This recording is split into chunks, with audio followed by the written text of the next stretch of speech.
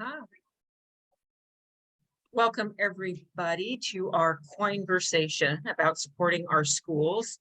Most of you probably have your ballots already. There are a number of school board positions. There are lots of school board positions at stake. So tonight we're going to talk about the importance of the choice that we make for these races, and if we are to have school boards that are inclusive, pro-democracy, and support well-rounded education. We are so excited to have Representative Suzanne Bonamici later in the program. She's scheduled to come on at 7:30. So we're going to divide this up, and hopefully when she comes on, we're going to break and go right to her. So we're going to start out with Sonia McKenzie and Sammy, who are both on the Oregon School Board Association. Sonia is Park Rose.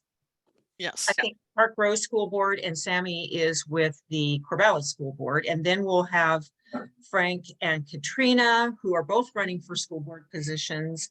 And we'll go from there. I don't want to talk a lot because we want to hear from our friends. So I'm going to do this really cool thing, and I'm going to get our two guests right up here right now. And we'll go ahead. I'm going to flip a coin and say,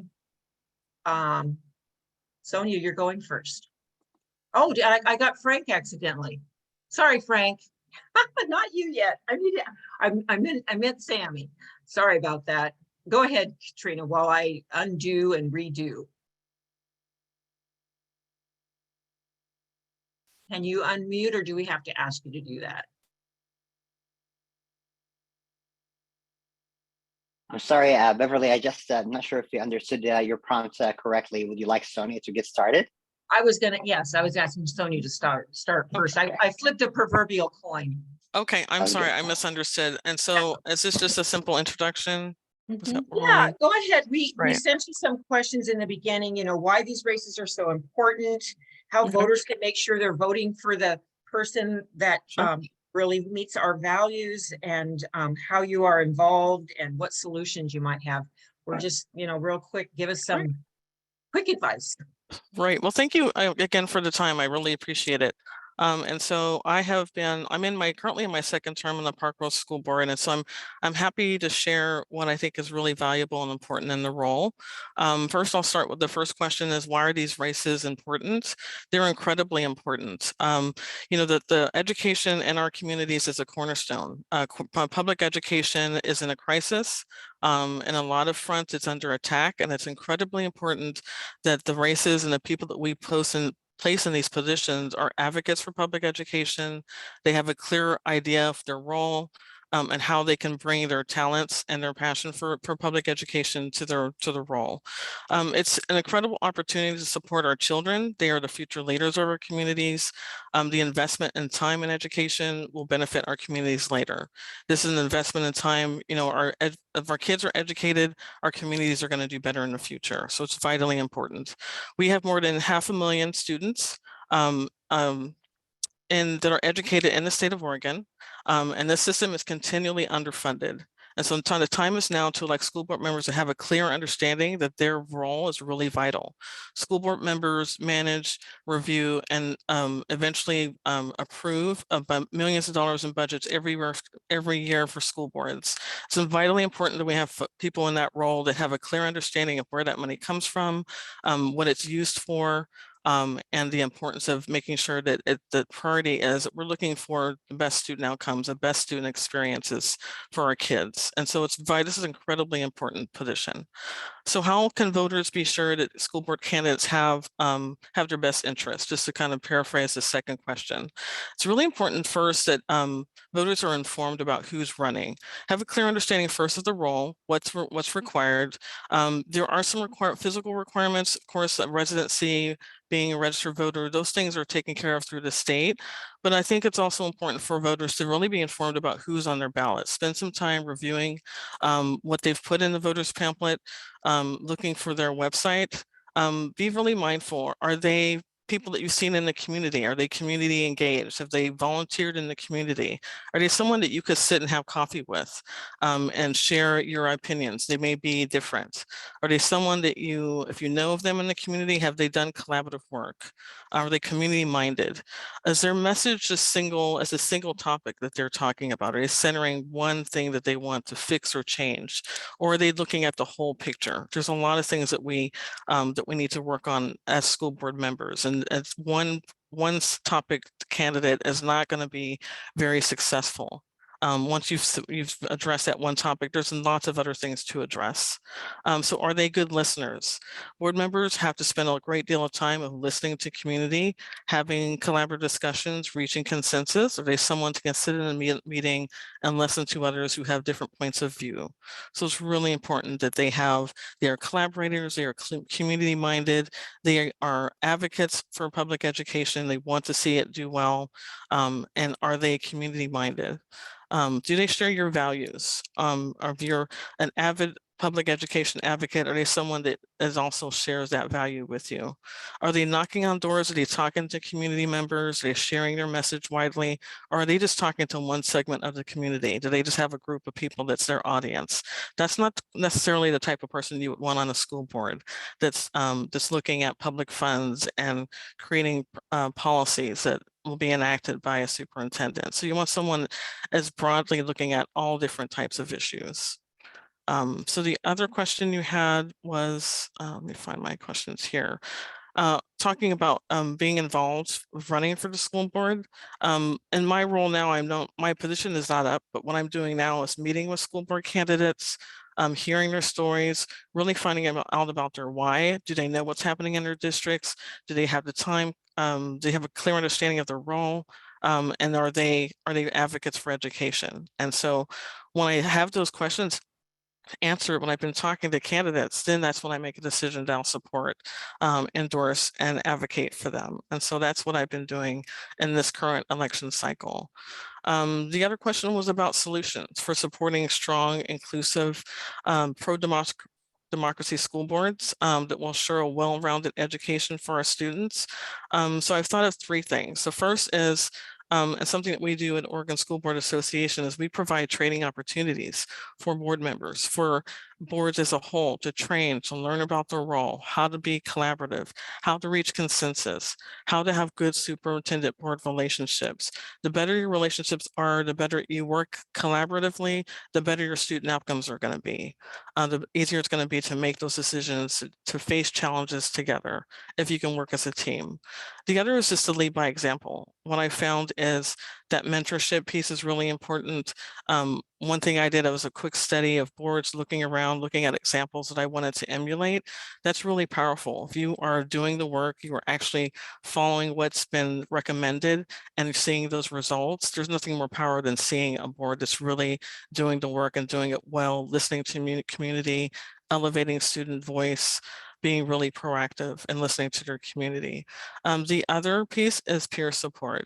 What's been really powerful for me is finding that group of folks. We share our time together. We talk about our challenges on our board. We listen to each other. We find solace and support each other. And we also find a great deal of inspiration, and that also continues to keep you motivated to do the work. So that's what I wanted to share. Wow, that was great, Sonia. Thank you so much. Great introduction for the whole evening. So Dr. Alba, I can't, I'm tongue-tied. Yes, yes. Oh my gosh, I was practicing too, darn. That's okay. I'll just call you Sammy. Just call me Sammy, that's all right. I'll call you Sammy, yeah. Well, President Sonny McKenzie just really covered it all. I usually see something I can follow up with or add on. I'm known for my filibustering skills here locally in Corvallis, but I'm speechless. She covered it all.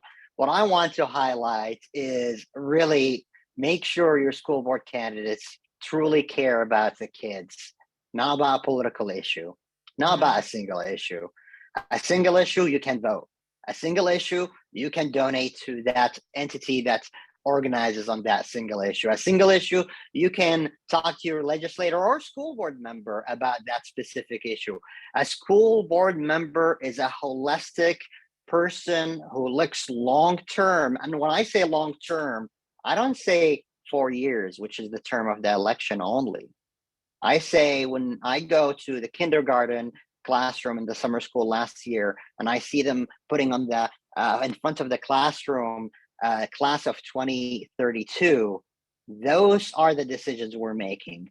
The graduates of 2032, how can we make sure we serve them well? School board members will be versed in budget and policy and trusting their superintendents and also holding them accountable and making sure that they're making the right decisions according to the values of the community, according to the goals of the school board that are translated from what they hear from the community. They are impartial. They don't rush into judgments right away. I call the school board members the Supreme Court of the school district because they truly are the last point of decision when there's a complaint, which means you got to put that judicial or quasi-judicial eyes into any situation that comes to you. So if you see someone who say, I'm going to really advocate for this specific issue, for this specific incident, for this specific student, as soon as they get elected, they actually can't even say that. They have to say, here's the process of how we can resolve this thing. Here's the individuals you need to talk to resolve this problem. And if we see systemic issues, we deal with it in the boardroom where we fix it through policy.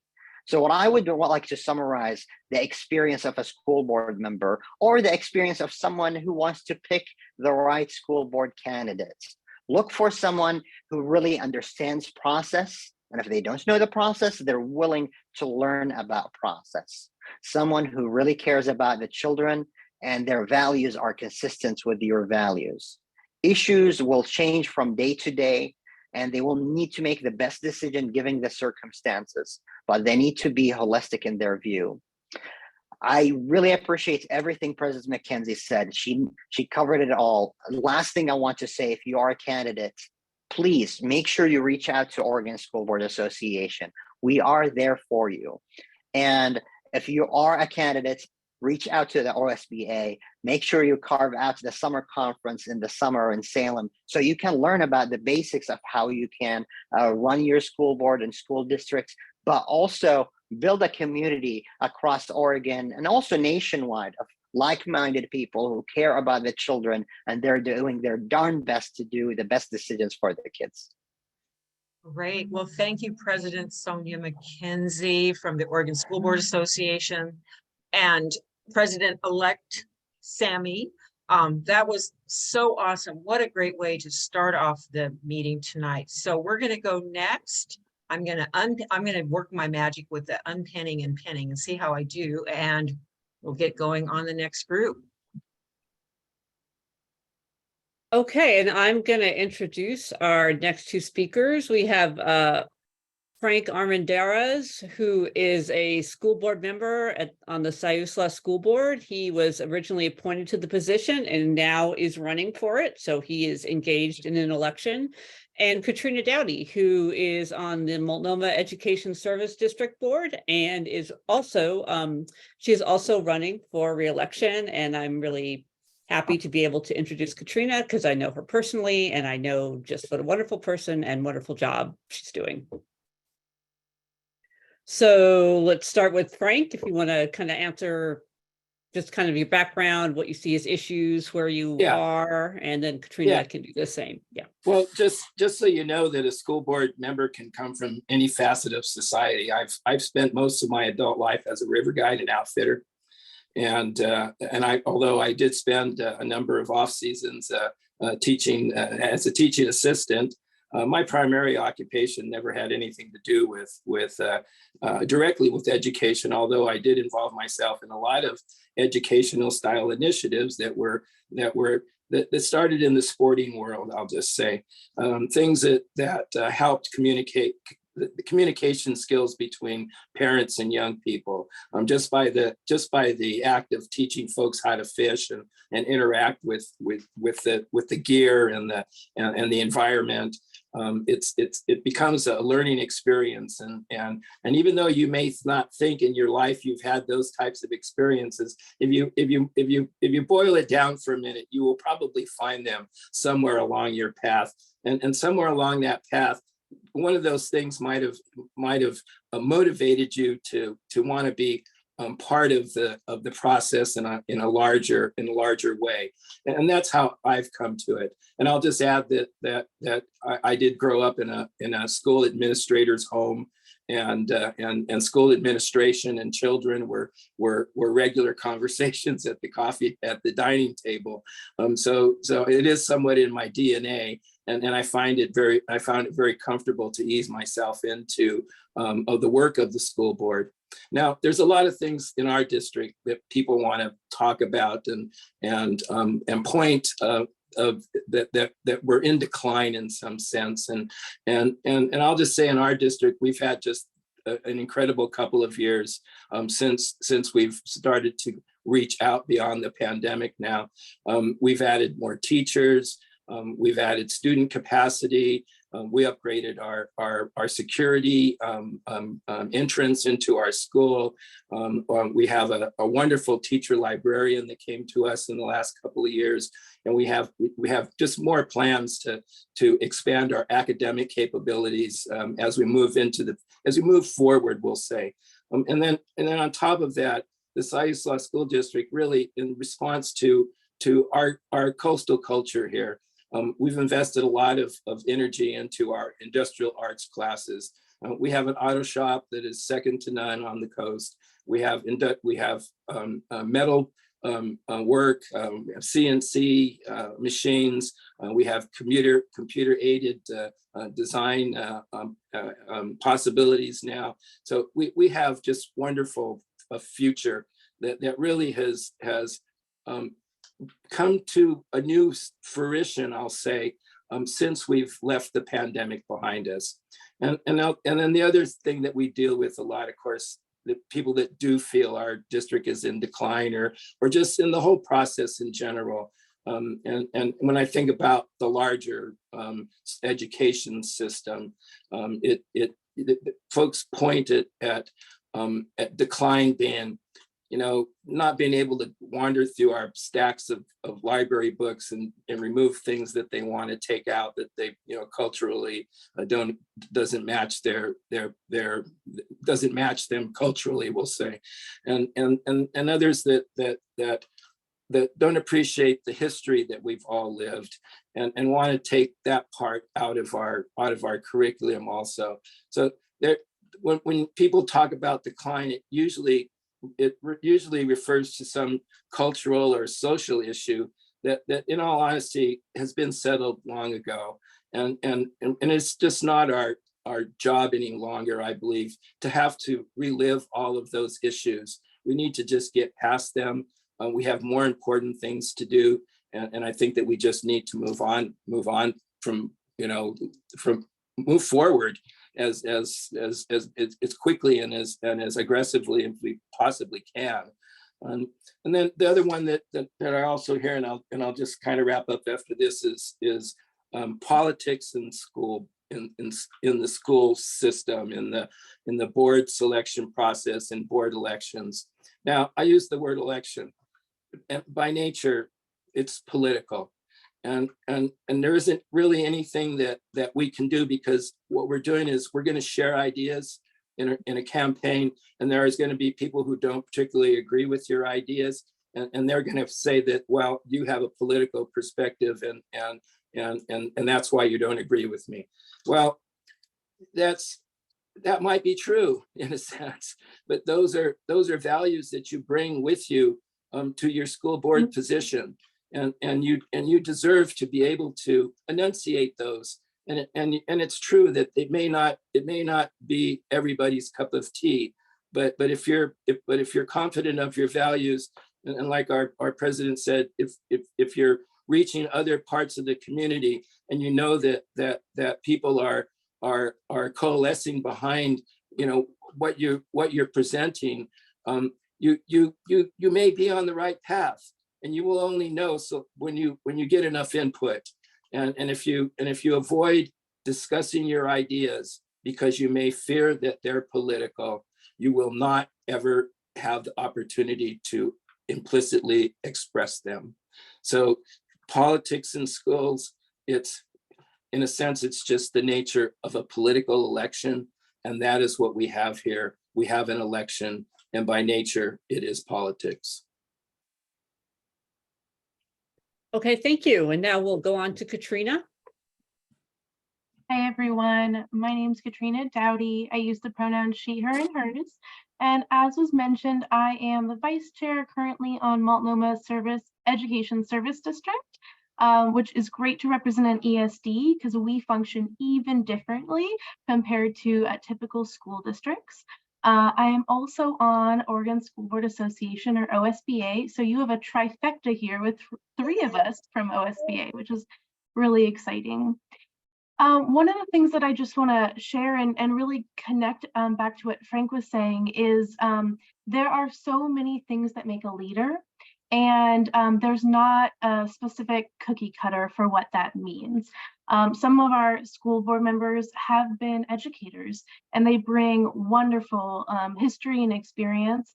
And then many of us come from other walks of life. So for me, I am the daughter of a farm worker and a domestic worker. I am the only person on my school board who does not have a degree. I am the youngest member on both my current school board and the state school board, and the only openly queer person on both as well. And so one thing that really just highlights is, to me, representation is the floor and not the ceiling. So we want to start getting people in, but not let it stop there. So I don't want to be the youngest anymore. I want to keep bringing more folks in.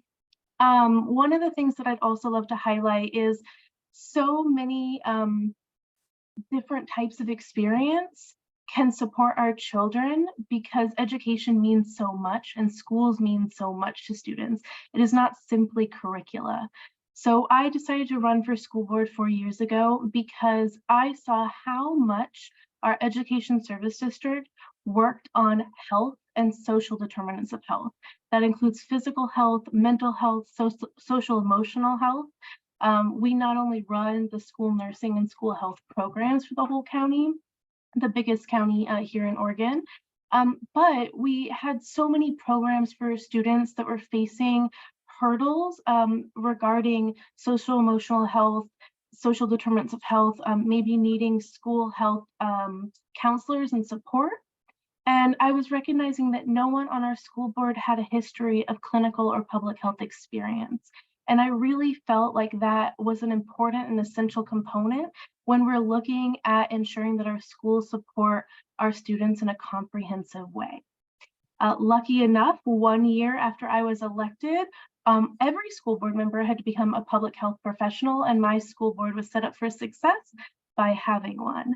And so I just really want to encourage people with clinical and public health experience and social work that this is a space for you as well, because our students need well-rounded, comprehensive board members. As Frank was mentioning, there's many ways to meet people where they're at.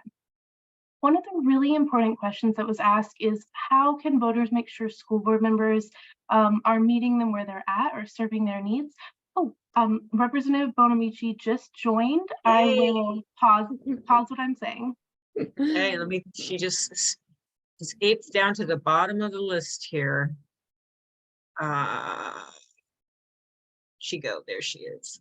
Thank you, Katrina, and we will come back to that. I appreciate that. COIN is very excited to welcome Representative Suzanne Bonamici to our COINversation tonight on schools and how we can Hi, support everyone. them. Can you hear me okay? Hi. Yes. Yay. Oh, terrific. Well, it's great to be with you. Thank you for the opportunity. Thank you, and thank you for joining. We're in our discussion about how we can support our school boards, and I think we're all excited to hear about your resolution and the work that you've been doing. Yeah, terrific. Well, thank you so much, everybody. I'm Suzanne Bonamici, and I'm honored to represent the 1st Congressional District.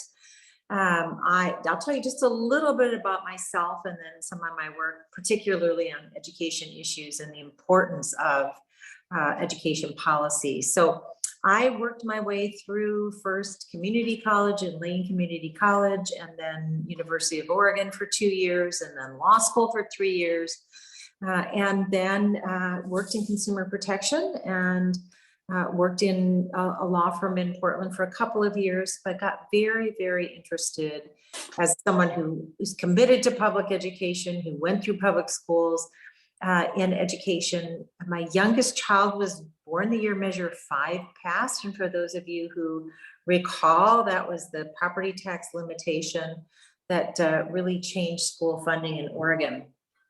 So I became an education activist. I was a parent volunteer for years, not only in my kids' classrooms, but I attended school board meetings and chaired the PTO and did a lot of volunteer work, served on an education foundation, went to Salem and testified, and then served in the legislature in Salem, in the House and in the Senate. And then about 11 years ago, got elected to Congress and earned a position on the Education Committee. Now, well, in fact, one of the reasons I wanted to work at the federal level was to get rid of No Child Left Behind, because I realized that at the state level, our schools were and districts were making decisions based on federal policy, particularly No Child Left Behind. So I was very excited when we passed the Every Student Succeeds Act, which is left behind, No Child Left Behind. Well, now in the Republican majority, I was hoping to find some common ground. And when I heard that we were going to be talking about parents' rights or parental involvement, I was excited. Hey, sign me up. I spent a lot of years as an active parent working for public education. And then when I saw what the Republican majority had put together, it's basically a blueprint for book banning and micromanaging teachers and putting all these expectations on educators and districts without any additional funding, but nothing that was involving authentic parental involvement. Over the years, I've talked to lots of parents who would love to be more involved in schools with their kids, but they might not have the time they might not have the opportunity because they're working 2 jobs. So nobody said I'd be more involved in schools if I only had a parent's Bill of Rights. So because I am such a strong believer in public education, I wrote an alternative to the bill that the Republicans put forward that actually passed the House. My Bill of Rights for students and parents has basically 5 pillars. Can you still hear me? I'm getting some messages that maybe you can't hear. Can everybody hear me okay? Will somebody let me know?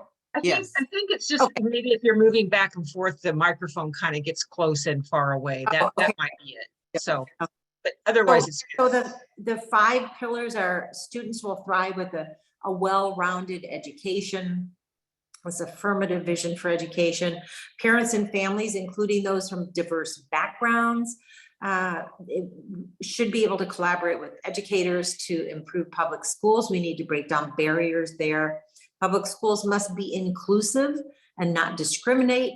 And again, we must protect students' civil rights, because some of the attacks, particularly on LGBTQ plus students, has been very concerning.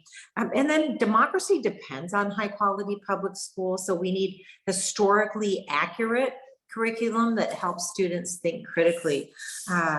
So that is my parent Bill of Rights for students and parents. I worked with many organizations, from the National PTA, which has endorsed the bill, the American Federation of Teachers. We have now more than 250 organizations that are supporting the bill, and we just did a briefing on it in Washington, D.C. With civil rights groups, with educators, and with parent organizations. So I really felt like it was important to have something affirmative that my colleagues and I could support, rather than just saying we don't like the bill that the Republicans brought forward, because they're going to use it to say we don't support parental rights, which is absolutely wrong. This is about how do we get parents involved. So I'm excited about the bill and the groundswelling of support we've had. I want to emphasize that our local races are really going to matter. When people talk about book banning, they're often talking about Florida, for example, or maybe Texas. We have efforts right here in Oregon of schools that are talking about taking books out of schools, which is really baffling to me. I had a colleague on the other side of the aisle talk about how he didn't want his 13-year-old to see a particular book in the library. And I'm thinking, your 13-year-old probably has a phone, has access to the internet, probably watches television. You're not really worried about a book. This is a wedge culture war issue. So we need to be there and be strong and supportive of our public schools. Yes, we have work to do, but public education is really about giving every student in this country the opportunity to be successful, no matter what path they take. And most of the federal laws in education came about during the civil rights movement.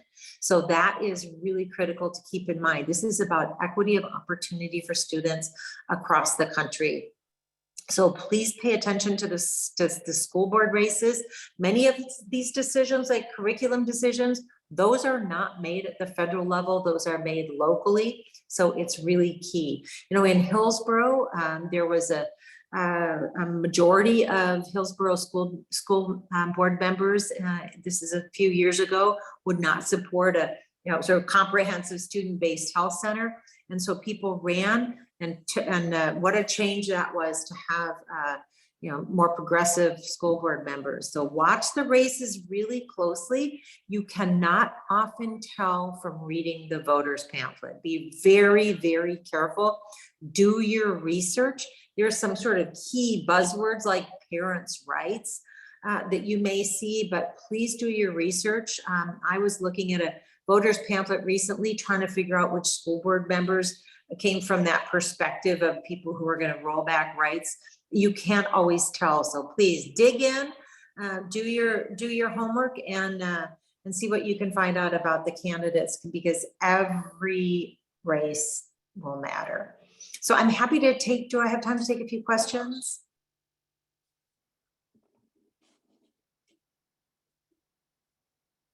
Sorry, I was muted. Yes, thank you, Representative. That would be great. One of the questions we had, and you've alluded to this, and so has some of the others, is what can we do about the ongoing threat? Can we as voters, as parents, those in the community do about this ongoing threat to books in schools?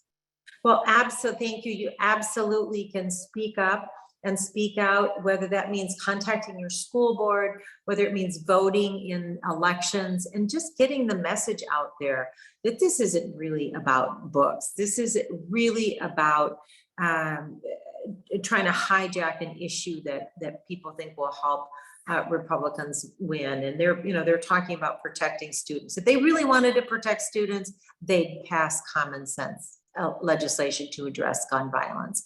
That's really key. So make sure that you're, again, doing your homework on the candidates, make your voices heard. And you will see, there's so many lists of organizations and people, from educators to librarians, historians, talking about how it's so critical. We absolutely need students to learn how to think critically. And if they're given a sheltered view of everything, that doesn't teach students to think critically. We are honored to have on the Education Committee Representative Johanna Hayes from Connecticut, who was the National Teacher of the Year. She's a woman of color, and she tells really compelling stories about how, learning from she was a history teacher, how important it is for students to learn what really happened in our country. So speak out, do some reading about this and the dangers of banning books. And nobody's talking about, giving inappropriate books to young children. That's why we have educators and media specialists and librarians. That's not, don't get distracted by that issue. You know, this is within the professional realm of our educators and librarians. We're not talking, don't be distracted by, you know, some young kid may see something inappropriate. That's not the issue. That's a red herring and a distraction. Our students deserve to have well-rounded education, and they need to learn how to think critically. So what can we as activists and voters do to support your bill, your resolution? Oh, just let us know if you are not in the first district, or if you know someone who's not in the first district. Encourage your representatives to sign on. We don't have a Senate companion yet, but we will, of course, be working on that. It happened fairly quickly when we found out that the Republicans were bringing up this so-called Parents' Bill of Rights. You know, it's interesting too, because they only had one hearing, and the hearing was called American Schools in Crisis. And I tell you, if they really want to talk about what we need for our schools, we need more mental health counselors and behavioral health care. We need well-rounded education that includes the arts. It's not just about STEM, it's about STEAM. It's about making sure that students have a way to express their creativity. It's about career and technical education, because students thrive with hands-on learning. And in school safety, you know, the public is with us on this. We absolutely need to take action on gun violence prevention. And yes, absolutely full funding. This is something that, you know, public schools get the bulk of their funding from state and local funding. But again, the federal laws came about in the civil rights movement. And so all of the federal funding programs from IDEA, the Individuals with Disabilities Education Act, that's never been fully funded. We need to do our part there. Title I, the funds that help schools that have high populations of low income students, they need those resources. Title IV-A, which is from the Every Student Succeeds Act, that's the well-rounded education, safe schools, and technology. So we need to fully fund those. I typically lead a bipartisan appropriations letter on Title IV-A for that well-rounded education. And again, to equalize opportunities across the country. So that make sure your representative or senator knows that you support these things.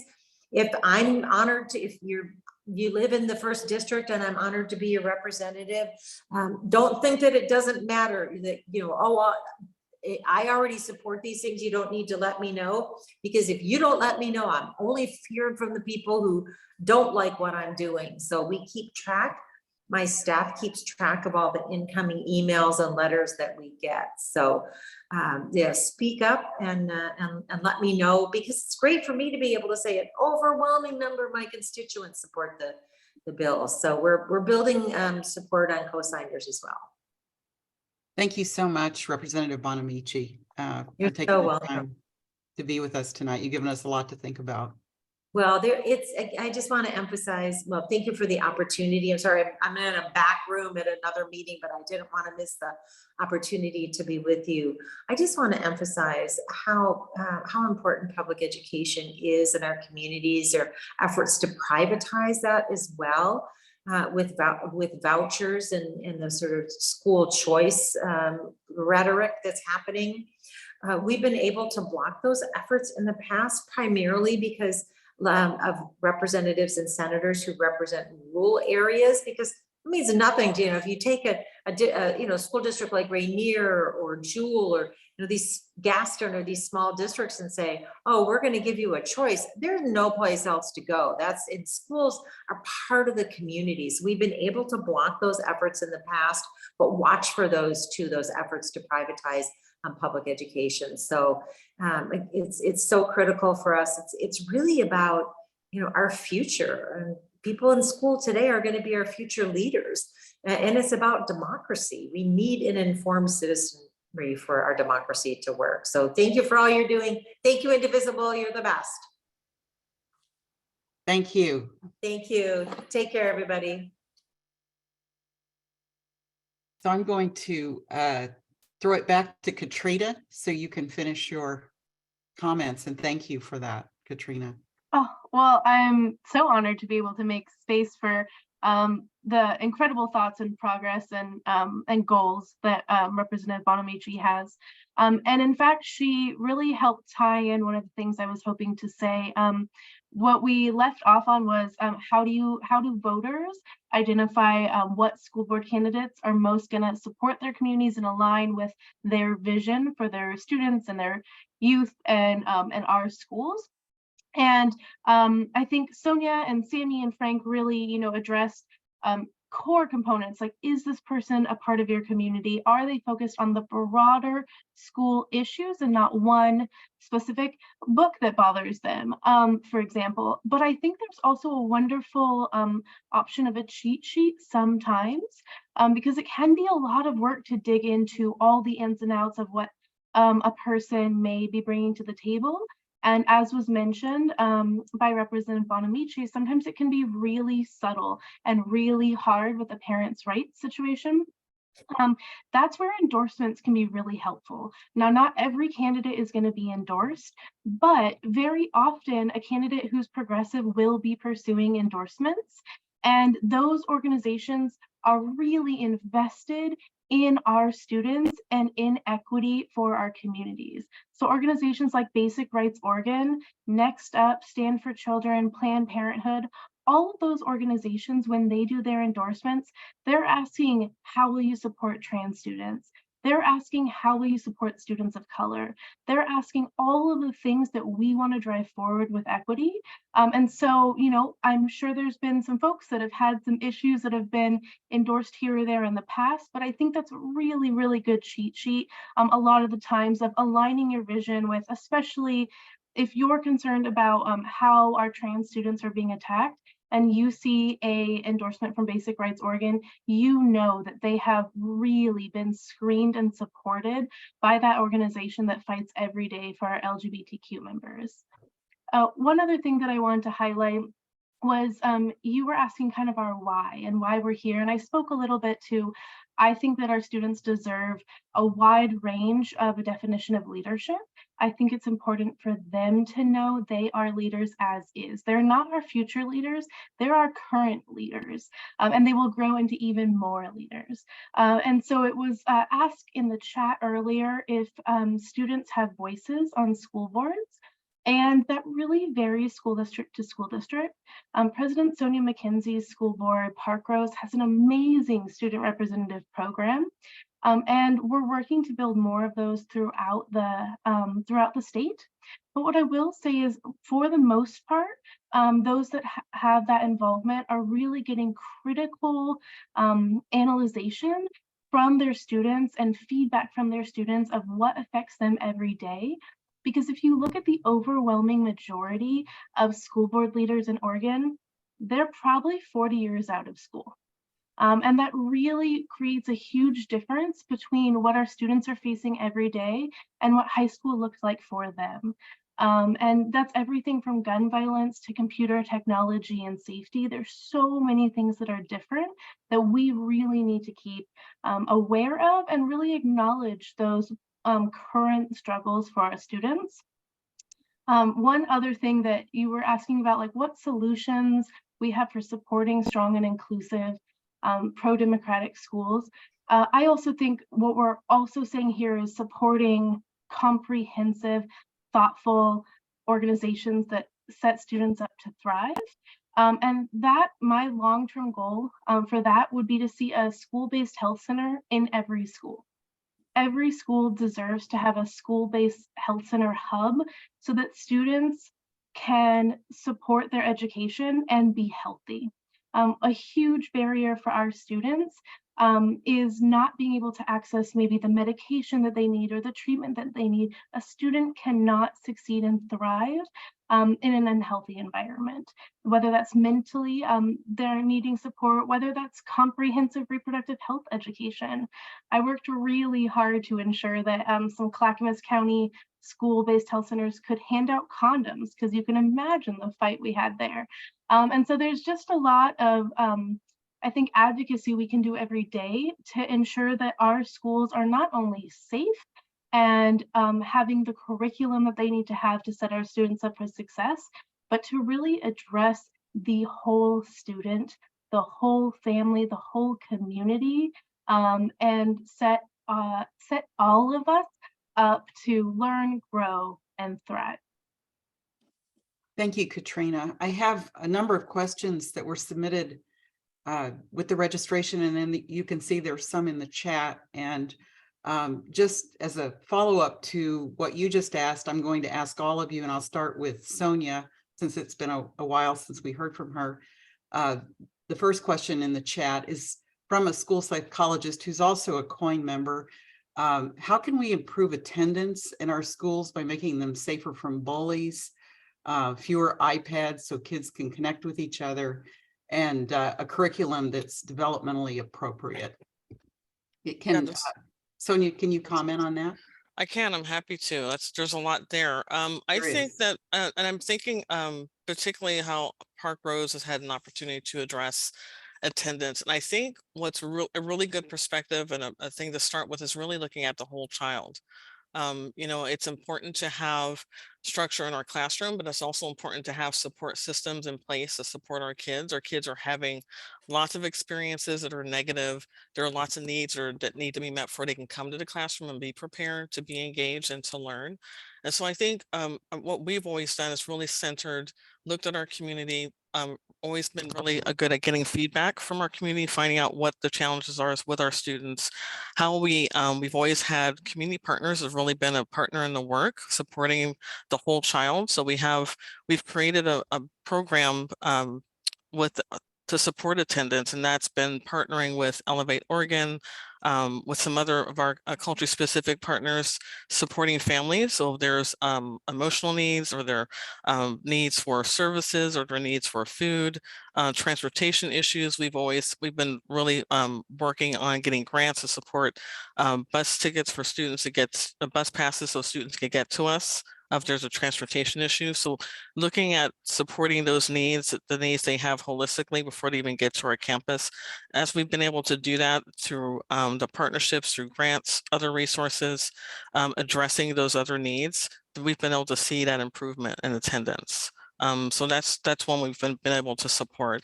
In terms of, I know the other question was about, I don't know if it was curriculum or specifics. You know, there are things that we do at the board level where we provide the framework we have the mission, the value, and our goals.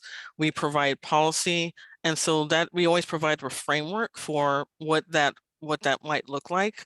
As a board, we do approve policies. We approve policies that they also can turn around and support the implementation of different curriculum to support students. So we make those final approvals, but we also lean on our superintendent and our specialists to make the decisions about what's appropriate for our students, how we can support them. And so there is a process in the way that we vet curriculum, the way we look at technology, how we support our students. We rely on feedback from our team, our administrative team, on what's the best approach. How can we meet our goals? Do we need to use technology, or do we need to use less of it? Do we need more supports for different types of curriculum? What do we need in order to make sure that we are seeing better student outcomes? So there's a process there. Boards are really, what we do is we review and make and we get recommendations, review those recommendations, and then we vote and make a final decision. But we do rely heavily on our administrative teams to really be in the weeds and make those decisions, and look at what the needs are, and then provide us with the information so we can make the best decision. And so I think I've answered a couple of those. If there's anything I missed, I'm happy to go back over it.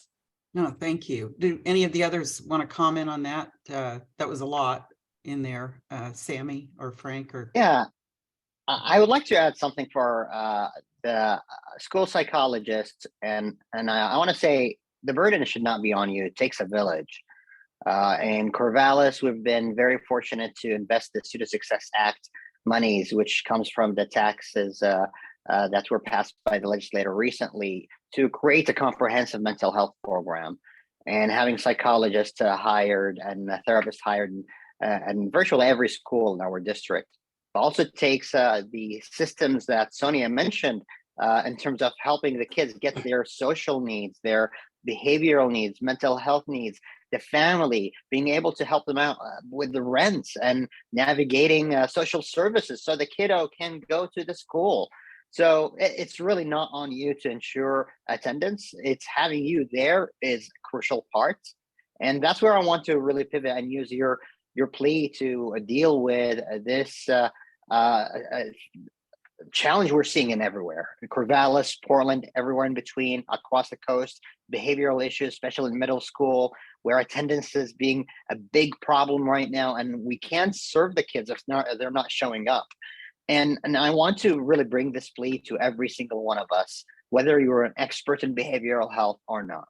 I think you can see the dire need when I tell you we have a Mayday situation, and I don't use that as a pun because we are Mayday +1, but it is a Mayday situation.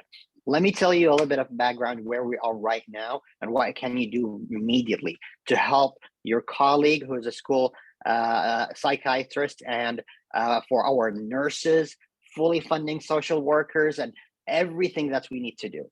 Right now, the legislator and the governor agree that education is one of the top 3 priorities. However, the proposal from both for all of our school districts is $9.9 billion.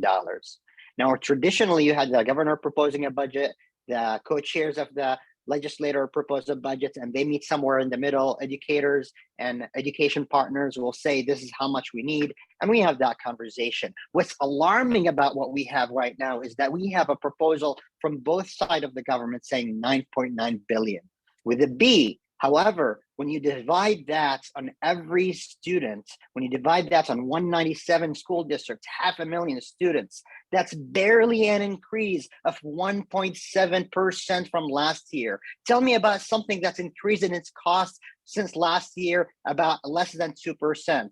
Salaries, somewhere between 5, 7, 9, and 10% if you want to pay people appropriately and not lose them literally to McDonald's. You asked me about gas and heating the schools. We're going to keep the schools powered up, and that's a 20% increase. So education partners agreed that $10.3 billion merely going to be enough for us to continue doing what we need to do. I'm not talking about the quality education model where we can make sure the kids are ready to navigate the challenges of the world and have the best education possible. We need to get there one day. But we're talking about continuing our service level, $10.3 billion. The legislators are saying 9.9. So if you have a legislator, and you all do, if you live in Oregon, you have 2, your senator and your representative, tell them 10.3 is the bare minimum that we need to act. Now you say how you will pay for it. I understand that school districts, we balance our budgets. And I understand the budget is very constrained, but we cannot sacrifice the kids. We cannot sacrifice the kids. They sacrifice so much for us in this pandemic, and we are still reaping its impact, and we still need to invest in them. So tell them 10.3, and we cannot compromise. Now, after the legislative session, let's talk back again, and maybe next week we can talk again about the kicker. And I usually don't say the top 1% of the 1%. I don't like that rhetoric, but honestly, I'm bought into that rhetoric because I'll tell you a very small statistic, and then I'll pass it on to someone else. You know about the kicker? The personal kicker? Have you heard of it? The top 1% are going to get $42,000 per person or per taxpayer next year. Now, there's a problem here. 2 problems. Problem number 1, we have fiscally very conservative, and I would say fiscally very inaccurate forecasters. Every single time they're estimating their revenue way under what it is. And that's for me. I'm not a magician, but that's for me. They're not doing their work if they're always underestimating. And because of that, now we have a kicker. And because the kicker have to go constitutionally back to the people, the top 1%, the $42,000 that they're getting, if you give me just half of it, just for the top 1%, we can fund 2 years of education deficits between 9.9 to 10.3. So just to wrap it up, let's not talk about the kicker right now. We can't fix the immediate emergency with the kids.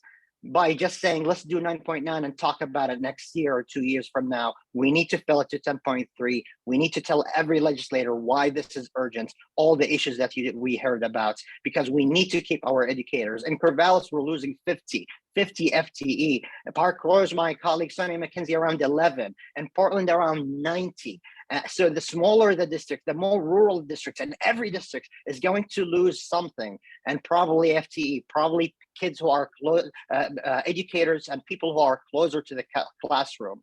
So let's make sure they fully fund education. Number two, let's fix the kicker, but that's a long-term solution we need to talk about and keep our legislators under a pressure to make sure they fix this systemically. Thank you, Sammy. We did have a lot of questions in the that were submitted about school funding and how we can do it better and differently. And someone has suggested that corporations are still not paying enough property taxes or other taxes. So Katrina, did you want to comment on that as well? Oh, no, I was just saying yes to that. Applauding. Yeah. Frank? Yes, Yeah, I would have, jump in. yeah, I would have some comments. You know, when I listen to folks from large districts talk about how bad they are, I wish we were that good. We've had an open rec for a mental health professional for over 2 years. And we literally have one resource in our town. And let me tell you some more. You know, the average price of a home in Florence, Oregon, it's close to $500,000, but about 13% of the population in Florence lives below the poverty level, which is several points higher than the national average. And a huge percentage of the rest of our working, of our young working families who have kids in our district just function right about at that poverty level continually. So we have a huge issue with funding and money, and we have social issues that are just literally crashing down on our ability to staff competently, thoroughly. We have open recs across the board. We need 2 librarians right now. We have lots of teacher positions that we could use. We are constantly in need of substitute teachers, and when I appreciate everybody else's issues, but we are ground zero for the cultural changes that are happening in Oregon, and by folks that are attacking the educational system. Okay, and you know, we have 3 other wonderful candidates running in this cycle, and quite frankly, they are on their own. They have had literally no assistance.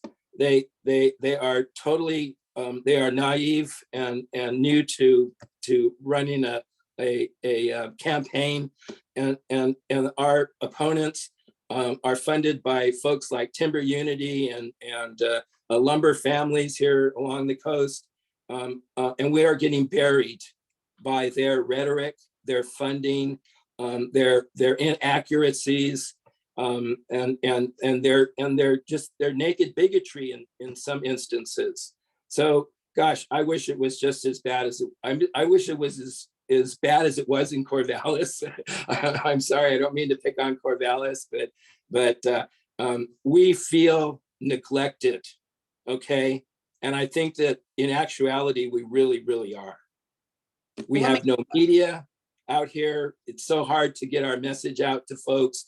And we have a failing newspaper that's owned by a company in Illinois, and so really we are suffering under the social pressure that sure, I know everybody else is feeling, but when it comes down to our little district, it's a nuclear bomb falling on top of us.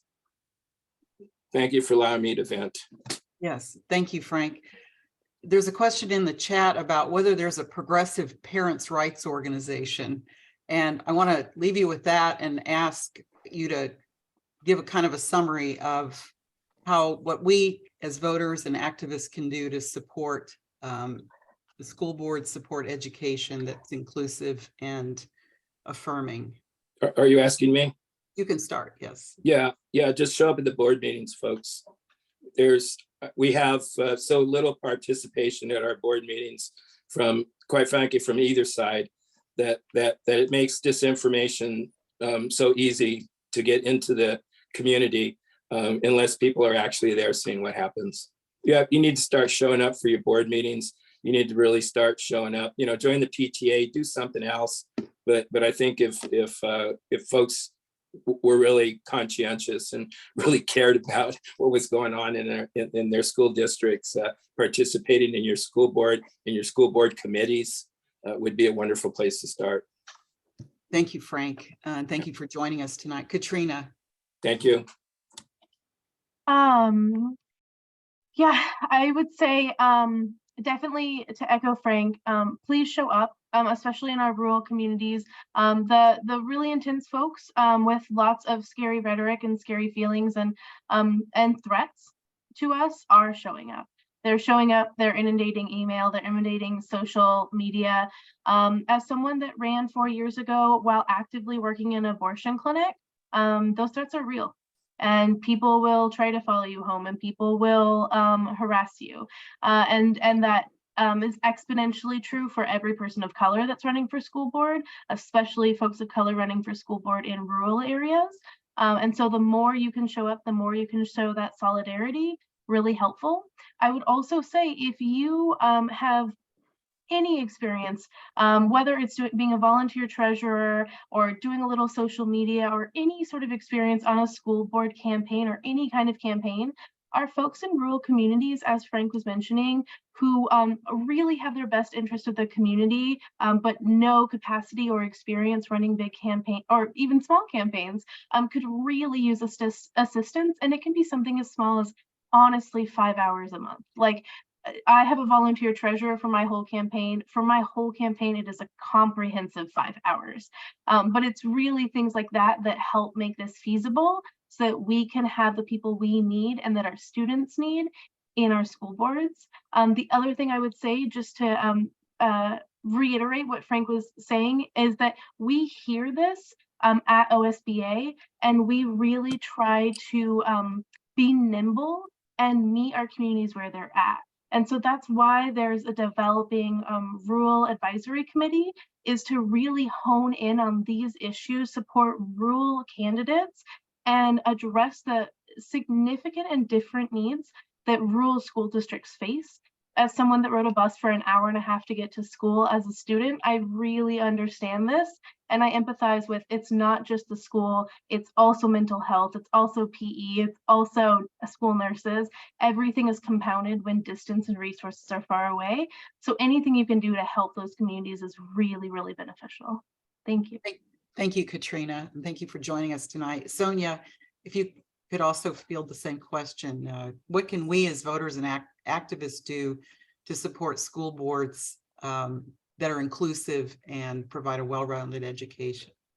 Yeah, I just want to elevate the concerns raised by Frank and thank Katrina for elevating the work that's happening at the Oregon School Board Association. That we hear, we understand, it's a valid concern. I think that the first thing, and I think about my own advocacy, I started advocating for my kids. I was a stay-at-home mom for many years, and once my kids started in school, I was in the building, I was getting involved. The way that you counter narratives is that you show up and you're present. You say, I'm gonna say no to that. I want the information, I want the truth. I'm gonna sit here and I'm gonna listen to the truth. We're gonna have a conversation. You're gonna look me in the eye. You're not, and instead of distorting the truth, you want to have the truth. So just be present, show up, be amenable, listen, be a good steward, just be involved. This is your community. Be involved. Don't just take the information that you're getting online. Get involved. I've talked to folks that live in rural communities and that the challenge is, oh, we can't canvass, we can't do this. There's a way to get together and to support each other and to have conversations. Just start with conversations. Start going to the board meetings. Get involved with people who are talking about things that are positive. This is about, advocacy is about being positive, supporting public education, not listening to the negative narrative, being around people that that's going to elevate the conversation, just being involved, being informed. That's how you counter what's negative. And there are resources that we are, and groups that we are developing at Oregon School Board Association to support rural communities. We want to hear your perspective. We want to find common ground. We want to support. But I think just getting in there and getting involved and showing up is the first way to do that. I was muted. Thank you, Sonia, and thank you so much for joining us tonight. Sammy, I leave you with the same question. Wonderful, thank you. I think just want to reiterate a few things here and emphasize, if you want to do it, the positive notes is going to be important, because, you know, anger gets us fired up one day, but positivity and hope and passion for the kids will get us to do the work until our last day. And I think that's what we need to remember. The election will be over, and I'm hopeful everybody who's focusing on the kids is going to get elected. The work starts and continues the day after. And want to reiterate, OSBA as a nonpartisan organization is going to be there for you, regardless of your party, regardless of your affiliation, and frankly, regardless if you have an issue that you're interested in that other board members agree with or not. It's going to be there for every single board member to make the best decision for every single child. And Frank, we hear you loud and clear. We need to be out there for rural communities. And that's why OSBA in the past few years, and will continue to do those tours to every possible community, every possible region, from the coast to Condon to Malheur County to Astoria, to really listen to board members and community members. Now, for you as a community member, when you show up to board meetings, I think the Congresswoman said it's really loud and clear, even if you are in a district, and even if your board members 5 out of 5 or 7 out of 7 in favor of what you think about, you change the tone when you testify in favor of what is right, when there is 6 or 7 or 8 people who are testifying for what is wrong in your perspective. You change that tone, your courage of showing up there and saying, this is what's right, trusting our librarians or whatever issue it is, or health clinics in our schools. I think that's going to be so impactful. And it did change things in my community and many other communities when community members show up. And I know I'm going to repeat that, but next week I heard, or next time you're meeting, you're going to meet with legislators or possibly talk about legislation. Link everything possible to how it is impactful to have a better public education system. So our elections are better, so our natural resources are better, so our economy is better, workforce are better. You see where I'm going. And linking those is so important. I ran for federal office, and when they have to do polls at that time, and during presidential elections, they run the polls and they think that this is what the community wants. And I'll tell you the results. Education is not top 3. It's not even top 5. Education is not on top of our mind when we're voting for president or for a senator or a member of Congress. And unfortunately, that translates into what people think and what some legislators think as a priority. So make sure you always put public schools front and center in your question, even if it is very technical about another issue. I promise you, education is going to be so crucial in making that issue successful. So tie your questions, your feedback about any issue by how public education, investing in it and having policies for public schools for all is going to help on that issue as well. So hopefully education will come into the top, and we'll always center a public education there. So to summarize, showing up on school boards, showing up into legislator meetings and talking about education, and stay positive, because the kids are worth it and we got to do every day. Thank you so much, Sammy, and thank you for joining us. Thank you all for joining us. I know that we ran over, but I think everyone thought it was worth it, and we could probably go on for another hour or more talking about these important issues. I want to thank the audience too, for there's been some great comments in the chat, if you have a chance to read them. Thank you all for joining us tonight. It's also been really great support in the chat. Thank you, folks. Yeah, and we'll have the notes out tomorrow. Please share them. We'll have a link to this recording as well. Yes, I just want to say thank you so much. I want to thank Sammy, because I thought of Sammy and he said, let's invite Sonia. And so we got Sonia to come. And of course, having Representative Bonamici was like, you know, just the super bonus. So all of you guys were so awesome. We're inspired. The chat is obvious. Everybody really appreciates all these great words. And I will just say, Sammy, you know, I think that this idea you just proposed about linking everything to education is something that I certainly hadn't thought about. And I think that's a really great, because everything is woven together.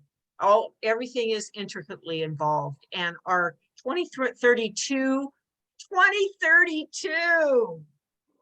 I mean, just to think about that, I remember my daughters, we were like, 2007 and 2000, and I thought that was wild, but 2032 is even wilder. So thanks everyone. We'll get this out as soon as we can. Yeah. Thank you. Good night. Have a good night.